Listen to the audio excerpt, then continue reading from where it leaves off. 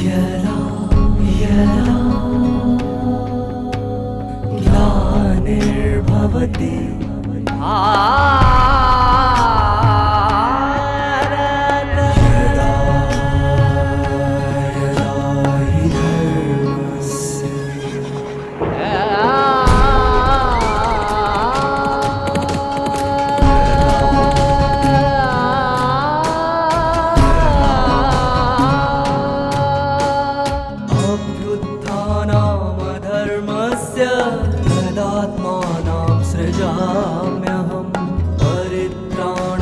साधूनां विनाशाय च दुष्कृतां विनाशाय धर्म संस्थापनार्थाय संभवामि युगे युगे युगे युगे युगे युगे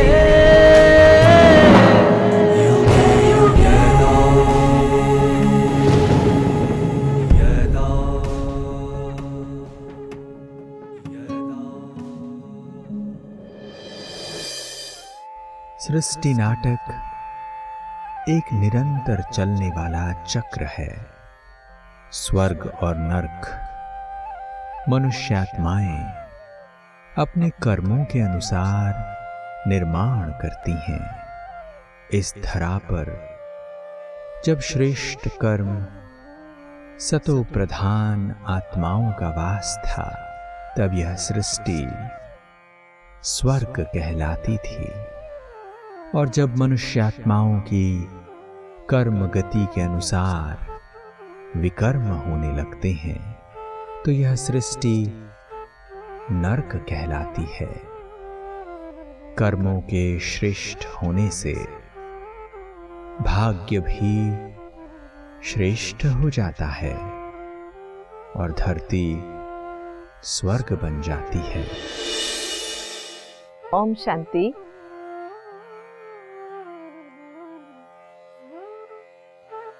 कर्म और कर्म प्रभाव से सदा मुक्त करन करावनहार परमात्मा गीताचार्य श्रीमद् भगवद गीता के माध्यम से मनुष्य आत्माओं को कर्म श्रेष्ठ और जन्म श्रेष्ठ बनाने की जो अद्भुत दिशा दर्शा रहे हैं। मानो कि हमारा हाथ स्वयं परमात्मा अपने हाथ में लेकर आगे बढ़ा रहे हैं और जिसको जिस रास्ते में चलना है खुद उसी रास्ते में चल पड़ते हैं। कई बार परमात्मा के बताए हुए रास्ते हम अपने ही तरीके से समझ लेते हैं और अपने तरीके से, क्योंकि हर मनुष्यात्मा का सोच और समझ अलग होने के कारण ज्ञान एक होने के बावजूद भी कर्मों में अंतर आ जाता है और कर्मों में अंतर आने के कारण प्राप्तियों में भी अंतर आ जाता है। और कई बार प्राप्तियों से प्रेरित होकर हम उसी कर्म को दोहराते हैं और अपने जीवन को अपने निर्णय के अनुसार चलाते हैं। इसलिए ज्ञान परमात्मा के होने के बावजूद, मार्गदर्शन स्वयं परमात्मा के होने के बावजूद भी साधक अपने अपने स्तर पर अलग अलग साधनाएं करते हैं, अलग अलग तरीके के लक्ष्य को प्राप्त करते हैं। किसी का भी कर्म गलत नहीं है, किसी का भी दोष नहीं है, क्योंकि ये एक अद्भुत सृष्टि नाटक है जिसमें हर एक का पार्ट ढूंढा हुआ है और कोई भी जो करता है उसका फल उसे जरूर मिलता है।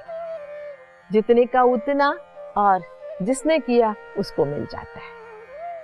इसलिए इस सृष्टि में पार्ट बजाते समय सर्वशक्तिवान परमात्मा को पिता के रूप में अनुभव करते हुए, माता के रूप में अनुभव करते हुए, सर्व संबंधी के रूप में अनुभव करते हुए, अगर हमने अपने कर्म श्रेष्ठ करने के लिए अटेंशन नहीं दिया, ध्यान नहीं दिया, तो कितना भी परमात्मा की प्राप्ति क्यों ना हो, लेकिन कर्म श्रेष्ठ नहीं बना तो जीवन श्रेष्ठ नहीं हो सकता है। कई बार हम क्या करते हैं, हमने भगवान को साथी बना लिया है, वो जाने हम क्या करें, ऐसे सब जिम्मेवारियां भगवान पे छोड़ देते। जी हाँ, जिम्मेवारियां भगवान पे छोड़े, लेकिन कर्म तो खुद को ही करना है, क्योंकि परमात्मा न करता है न भोगता है। जब सुख हमें भोगना है, प्राप्तियां हमें करनी है, पुराने पाप कर्मों का नाश हमें करना है, तो उसके प्रति आगे बढ़ने का, कदम आगे बढ़ाने का भी हमारा ही कर्तव्य है। इसलिए आज की दुनिया में जो हम सोचते हैं हम कुछ भी करें, लेकिन परमात्मा हमारे साथ है तो वो पाप नहीं हो सकता, ये गलत मान्यता है। अगर परमात्मा साथ है तो हमारे से पाप कभी नहीं हो सकता। लेकिन अगर परमात्मा को साथ नहीं रखते हुए केवल ये भ्रम में रहते हैं कि परमात्मा को तो हमने जान लिया, वो तो हमारा साथ लेगा ही लेगा, नहीं हो सकता।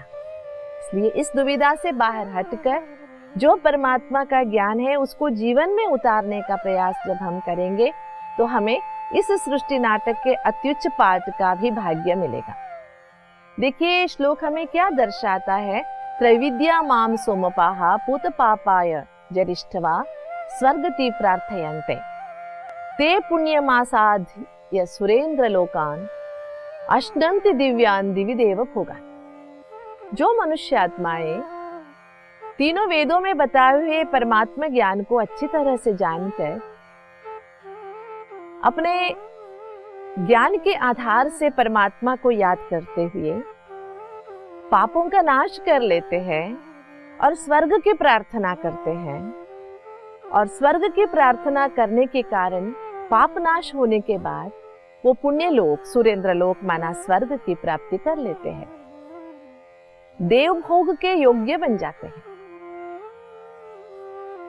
इंपॉर्टेंट क्या है, उनके पास सभी ज्ञान होने के बाद अगर उन्होंने परमात्मा को याद नहीं किया तो वो देव भोग के योग्य नहीं बन सकते। एक बहुत सुंदर सी घटना है। दो राजाएं हुआ करते थे एक जमाने में। दोनों राजाओं के राज्य के बीच में से एक नदी बहती थी। उस तरफ एक राज्य था, इस तरफ एक राज्य। उस नदी के पानी को लेकर ही झगड़ा हुआ करता था। झगड़ा बढ़ता गया, बढ़ता गया, बढ़ता गया, इतना वैषम्य बढ़ गया, दोनों युद्ध करने के लिए तैयार हो गए। अभी युद्ध करने के लिए ये दोनों नदी के किनारे पे रहते थे, और वहां एक जंगल में महात्मा हुआ करते थे। महात्मा दोनों राजाओं के लिए पूजनीय थे।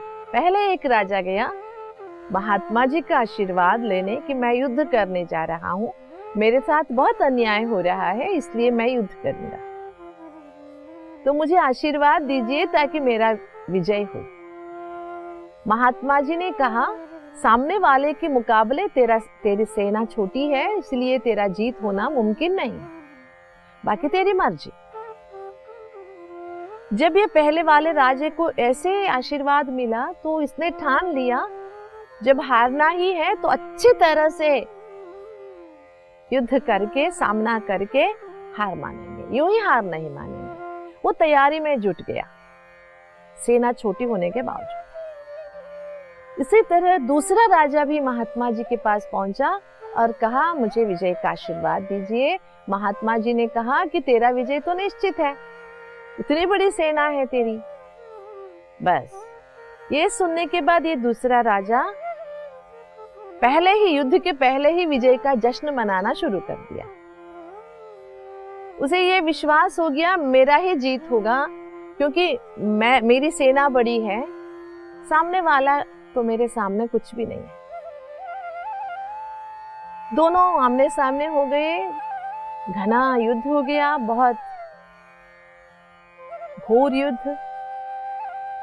लेकिन युद्ध आगे बढ़ते बढ़ते जो महात्मा जी ने कहा था वो उल्टा होने वाला था, ऐसा नजर आया। ये जो दूसरे वाला राजा है, इनकी सेना ने कहा कि हम वापस चले जाते हैं, हमारी सेना नाश हो रही है, सामने वाला इतने उत्साह से युद्ध कर रहा है कि पता नहीं हमारी सेना बचेगी या नहीं बचेगी, हम वापस चले जाएंगे, विचार करेंगे आगे बढ़ाने का। लेकिन राजा माना नहीं, उसने कहा मेरा विजय निश्चित है, महात्मा जी ने कहा है। महात्मा जी की बात को लक्ष्य में रखते हुए ये दूसरे राजा ने युद्ध के लिए अपनी सेना की पूरी तरह से तैयारी भी नहीं की। उसने अपने घोड़े को भी अच्छी तरह से तैयार नहीं किया। उसका नाल निकल गया, घोड़ा गिर गया। जब घोड़ा गिर गया तो राजा भी गिर गया और चारों तरफ से शत्रु सेना ने घेर लिया, बंदी बना ली। तो जिसके लिए महात्मा ने कहा था कि हार होगी, उसी की जीत हो गई। तब महात्मा जी वहां पहुंचे और ये जो हार गया था राजा, जिसके लिए जीत की बात हो गई थी, जीत का विश्वास जिसे था, जिसने पहले ही जश्न मना लिया था, उसने महात्मा जी से पूछा कि आपके आशीर्वाद कैसे झूठे सिद्ध हुए। उन्होंने कहा, महात्मा जी ने, मेरा आशीर्वाद तो ठीक ही था, लेकिन मेरे आशीर्वाद को लक्ष्य में रखते हुए, मतलब मेरा आशीर्वाद को अगर आप भाग्य मानोगे तो आपको कर्म में भी तो लाना चाहिए था। इसको भी मैंने आशीर्वाद देते हुए कहा था, शायद तेरा निश्चित विजय नहीं होगा, लेकिन इसने ठान लिया कि मुझे मरना भी है तो अच्छी तरह से युद्ध करके। इसने पूरी तैयारी की, लेकिन जब मैंने तुझे आशीर्वाद दिया तेरा विजय निश्चित है, तो तुमने कोई तैयारी नहीं की अपनी सेना के लिए, न खान पान का प्रबंध किया, न पोशाक का, न अस्त्र शस्त्र का, इतने तक कि अपने घोड़े को भी अच्छी तरह से तैयार नहीं किया। ये क्या दर्शाता है? किसी ने हमें वरदान दे दिया, कोई बात कह दी, कोई ज्योतिषवाणी कह दी, कोई भविष्य सुना दिया, उसी से हमारा भविष्य नहीं बनेगा। भविष्य बनेगा अपने कर्म से। भगवान को अगर हम साथी रखते हैं लेकिन अपने कर्म पर ध्यान नहीं देते हैं, है ना, कई घंटों भर पूजा करते हैं और घर में मारामारी करते, इससे क्या फायदा? इसलिए भगवान कहता है कि त्रैविद्या माम सोमपाहा पूत पापा जरिष्ठवाहा स्वर्गतिहिं प्रार्थयन्ते ते पुण्यमासाद सुरेंद्र लोकान अविष्णन्ति।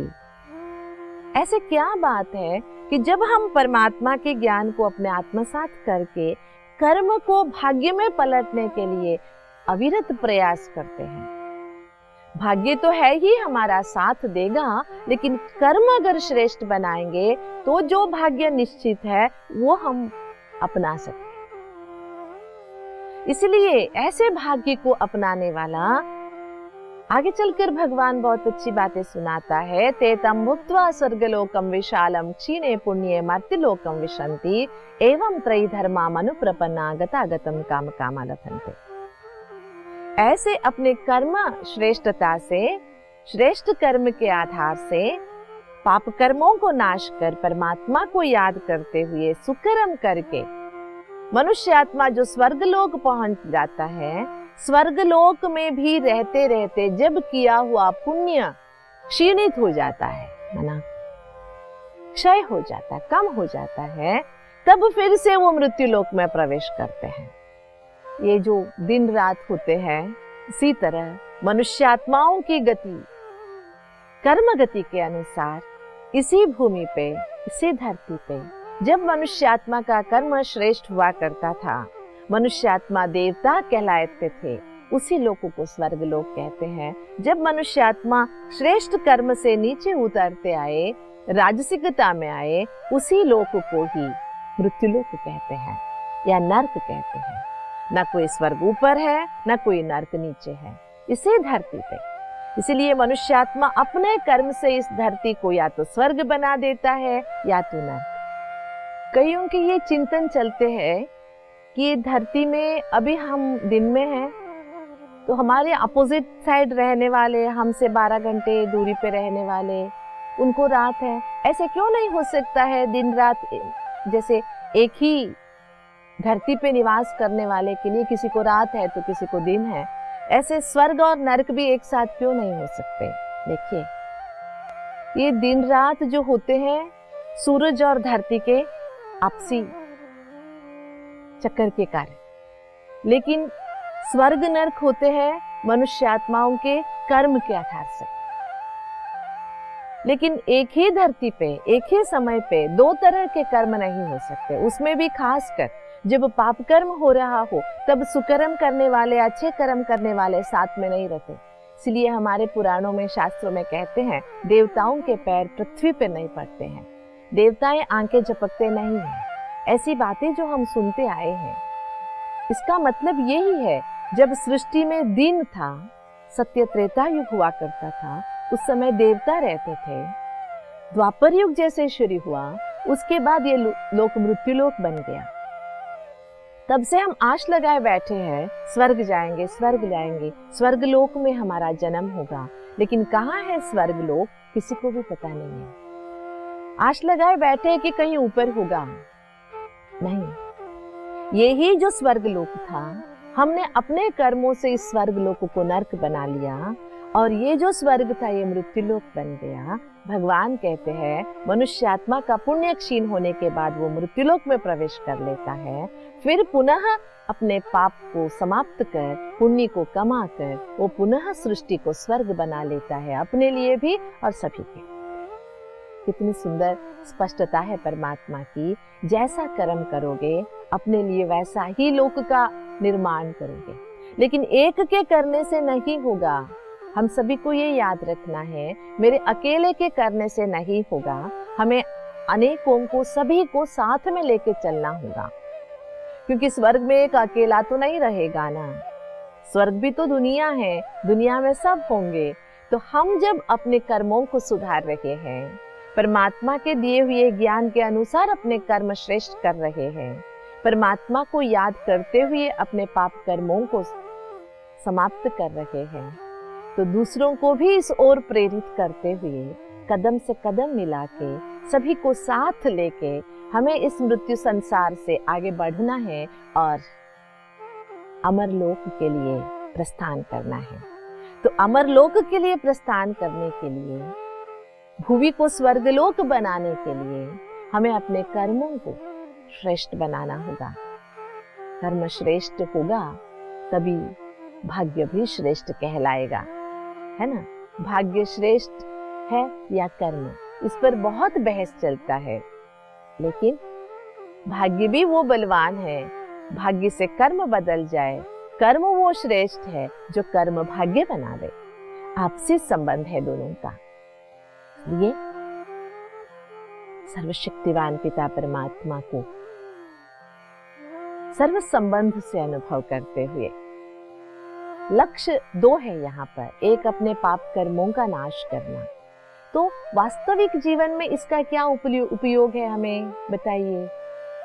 जब परमात्मा को साथी बना के चलेंगे तो हम गलत निर्णय नहीं लेंगे।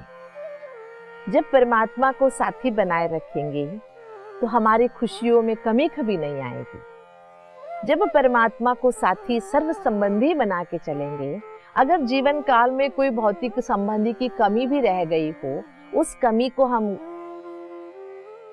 दुख बना के नहीं जिएंगे, परमात्मा को उस जगह बिठा देंगे, ताकि सर्व संबंधों का अच्छी तरह से हम अनुभव कर सके।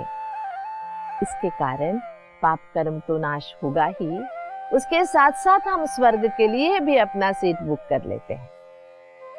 ये नहीं समझना कि स्वर्ग में जाना माना परमात्मा से वंचित हो जाना। कई लोग इस श्लोक को लेके बहुत सारी गलतफहमी में रहते हैं कि मनुष्य आत्मा स्वर्ग की कामना करता है, इसका मतलब वो परमात्मा से मुंह फेर लेता है, वो परमात्मा से दूर हो जाता है। क्योंकि दुनिया समझती है कि कंप्लीट मोक्ष हम पा सकते हैं। ये जो गलतफहमी है। लेकिन परमात्मा ने कल भी कहा, परमात्मा की जो बातें हम सुन रहे थे, मेरे प्रकृति में तुमको बुला लूंगा, ये ऐसे नहीं कहा कि मेरे में समा लूंगा, है ना। हम परमात्मा के निवास स्थान पर पहुंच जाएंगे, उनके घर में ही रहेंगे, जो हमारा भी घर है, जिसे हजारों साल पहले हम छोड़ चुके थे। वहां हम चले जाएंगे जरूर, लेकिन वापस भी आएंगे इस स्वर्ग में। लेकिन जिन्होंने कर्म श्रेष्ठ नहीं किया, वो परमात्मा के पास बहुत दिनों तक रहेंगे, लेकिन आखिर उनको मृत्यु लोक में आना ही पड़ेगा। इसलिए ये कर्म गति को अच्छी तरह से जानो। जो भी हम कर्म कर रहे हैं, या तो ये हमें नरक की ओर धकेल रहा है, या तो हम स्वर्ग की ओर कदम आगे बढ़ा रहे हैं।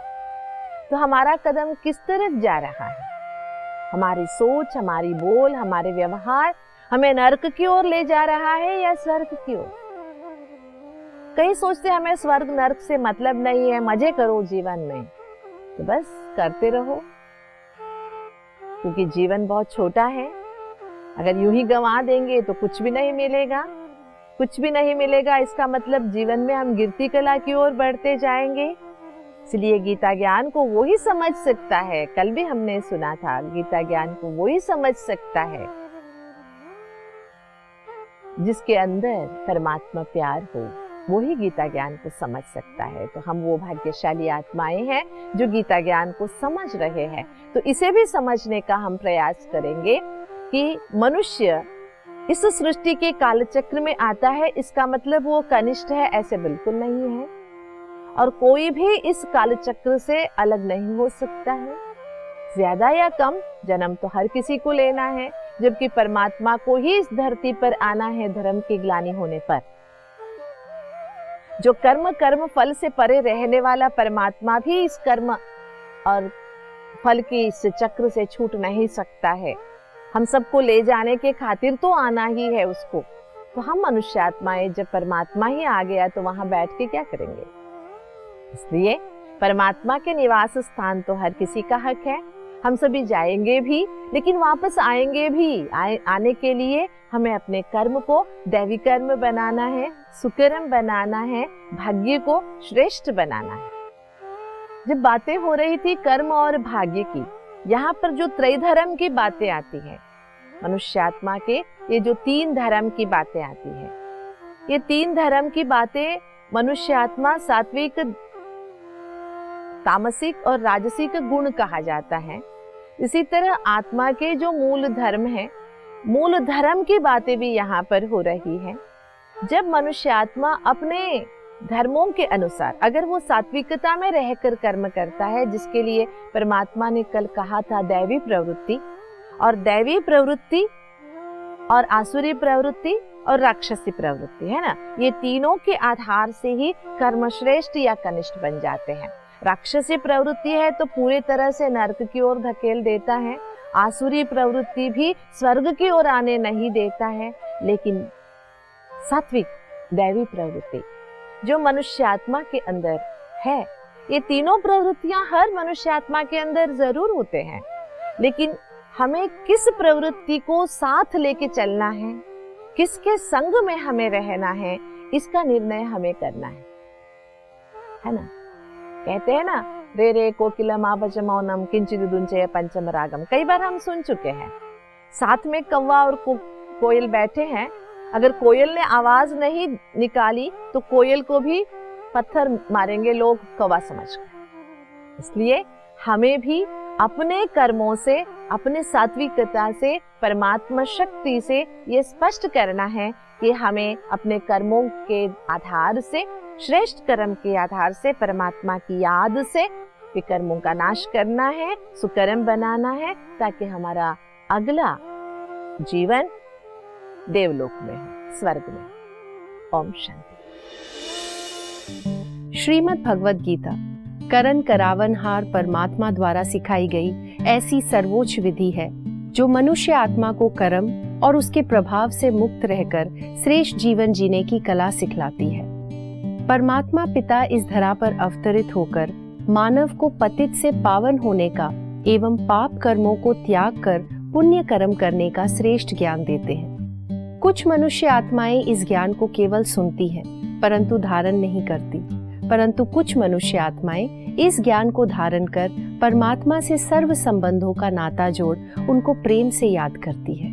यह परमात्म याद का बल आत्मा के विकर्मों का नाश कर उसे देवलोक के योग्य बना देती है। दोस्तों, कलयुग के अंत में अर्थात वर्तमान समय परमात्मा के मार्गदर्शन अनुसार जो आत्माएं श्रेष्ठ कर्म की राह पर चलकर पुण्य अर्जित कर लेते हैं, वे सतयुग में देवी देवता के रूप में जन्म लेते हैं। यह सृष्टि धीरे धीरे सतो प्रधान से तमो प्रधान होने लगती है। जब आत्मा की सात्विकता खत्म होने लगती है, तब पाप कर्म बढ़ते हैं और कल्प के अंत में यह कलयुग अथवा नरक कहलाती है। सृष्टि नाटक के ऐसे ही कई गुह्य राज जानने के लिए हम फिर मिलेंगे। ओम शांति।